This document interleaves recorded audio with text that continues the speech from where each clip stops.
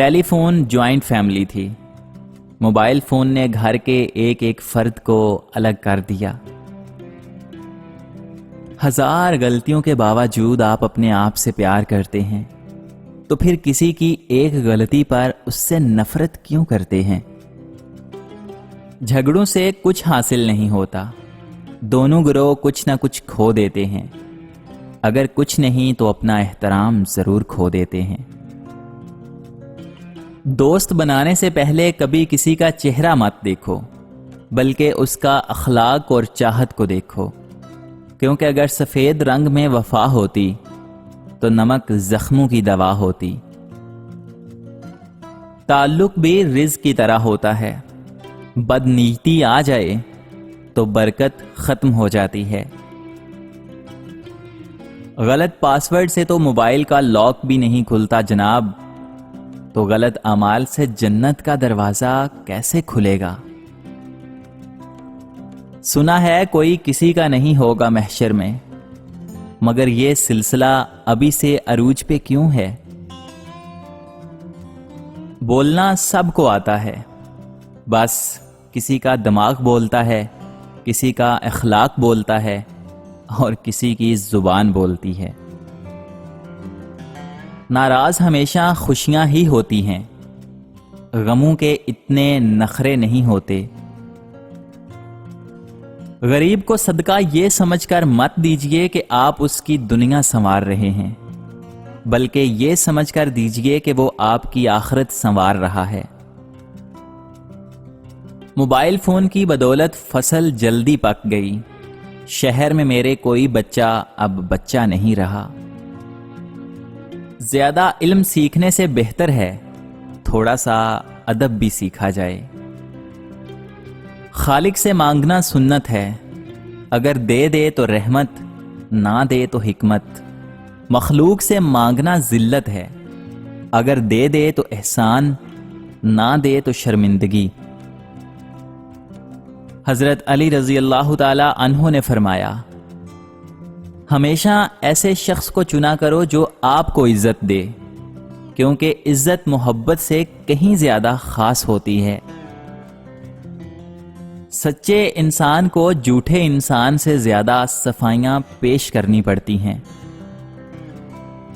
خوشیوں کا تعلق آپ کے حالات سے نہیں، آپ کے فیصلوں سے ہے. اگر تمہیں ہر جگہ اپنی جماعت، اپنا لیڈر، اپنا فرقہ یا اپنی رائے ہی درست لگتی ہے تو یقین جانو تمہیں مزید تعلیم کی ضرورت ہے. جو مسلمان درخت لگائے یا فصل بوئے، پھر اس میں سے جو پرندہ یا انسان یا چوہا کھائے تو وہ اس کی طرف سے صدقہ شمار ہوگا. کبھی نہیں سنا کہ انسان کو عاجزی لے ڈوبی. انسان کو ہمیشہ اس کا تکبر لے ڈوبتا ہے. نیت صاف ہو جائے تو نصیب بھی بدلنے لگتے ہیں. لوگوں کو حق بات بھی وہ پسند ہے جو ان کے اپنے حق میں ہو.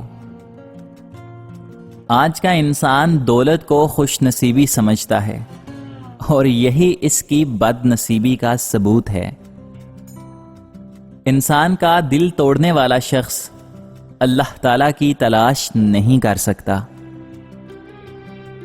زندگی میں ہر موقع سے فائدہ اٹھاؤ، لیکن کسی کے بھروسے اور جذبات کا کبھی فائدہ نہ اٹھانا. تعلق بھی رزق کی طرح ہوتا ہے، بدنیتی آ جائے تو برکت ختم ہو جاتی ہے. حلال کمائی انسان کھاتا ہے اور حرام کمائی انسان کو کھا جاتی ہے. اس شخص کو کوئی نہیں بدل سکتا جس شخص کو اپنے اندر کوئی غلطی نظر نہ آتی ہو. جب رزق میں تنگی محسوس کرو تو غور کر لیا کرو کہ ماں باپ کے لیے دعا کرنا تو نہیں چھوڑ دی. آپ کا کردار ہی آپ کی پہچان ہے، ورنہ ایک نام کے لاکھوں انسان ہیں. اختلافات پر صبر کرنا اور دوسروں کو برداشت کرنا ہی اخلاق ہے. وہ غلطی سب سے بڑی غلطی ہے جس کے غلط ہونے کا احساس تک نہ ہو۔ دوستوں کے غم میں شامل ہوا کرو ہر حال میں، لیکن خوشیوں میں تب تک نہ جانا جب تک وہ خود نہ بلائیں۔ کسی کو غلط سمجھنے سے پہلے اس کے حالات ضرور جان لیا کرو۔ ظلم اور غرور کی سزا دنیا میں ضرور ملتی ہے۔ جب رب راضی ہونے لگتا ہے تو بندے کو اپنے عیبوں کا پتہ چلنا شروع ہو جاتا ہے، اور یہی اس کی رحمت کی پہلی نشانی ہوتی ہے۔ عمر رشتوں کے تقاضے ہی نبھاتے گزری، زندگی نے مجھے اپنا کبھی ہونے نہ دیا۔ مشکل وقت دنیا کا ایسا جادوگر ہے جو ایک پل میں آپ کی چاہت کے دعوے داروں کا چہرہ بے نقاب کر دیتا ہے۔ برباد کرنے میں بھی اکثر انہی کا ہاتھ ہوتا ہے، گلے لگا کر جو کہتے ہیں ہمیشہ خوش رہو۔ جن لوگوں کو مان نہ رکھنا آتا ہو، وہاں الفاظ ضائع کرنے سے بہتر ہے انسان مسکرا کر خاموش ہو جائے۔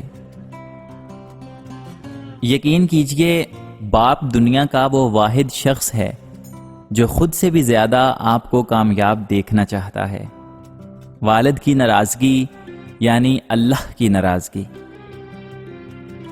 کبھی کبھی میٹھی گفتگو کر کے لوگ آپ کو عزت نہیں بلکہ دھوکہ دے رہے ہوتے ہیں۔ کچھ لوگوں کو پچھتاوا بھی نہیں ہوتا۔ ہم سوچتے رہتے ہیں کہ شاید کسی وقت انہیں احساس ہوگا اپنے منفی رویے کا، لیکن ایسا نہیں ہوتا۔ یہ پچھتاوے بھی ظرف والوں کے لیے ہوتے ہیں، ملامتیں بھی انہی کے حصے میں آتی ہیں۔ بے حس لوگوں کے پاس تو صرف اپنا آپ ہوتا ہے۔ جب تمہارے پاس رزق تمہاری ضرورت سے زیادہ ہو تو خود سمجھ جانا کہ یہ کسی کا حق ہے جو تمہارے پاس اس کی امانت ہے۔ جو ذرا سی بات پر دوست نہ رہے، سمجھ لینا وہ کبھی دوست تھا ہی نہیں۔ مشکلات ہمیشہ بہترین لوگوں کے حصے میں آتی ہیں، کیونکہ وہ اس کو بہترین طریقے سے انجام دینے کی صلاحیت رکھتے ہیں۔ تم کسی کے ساتھ بھلائی کرو، تمہیں اس کا بدلہ برائی کی صورت میں ملے تو سمجھ لو کہ تمہاری نیکی قبول ہو گئی۔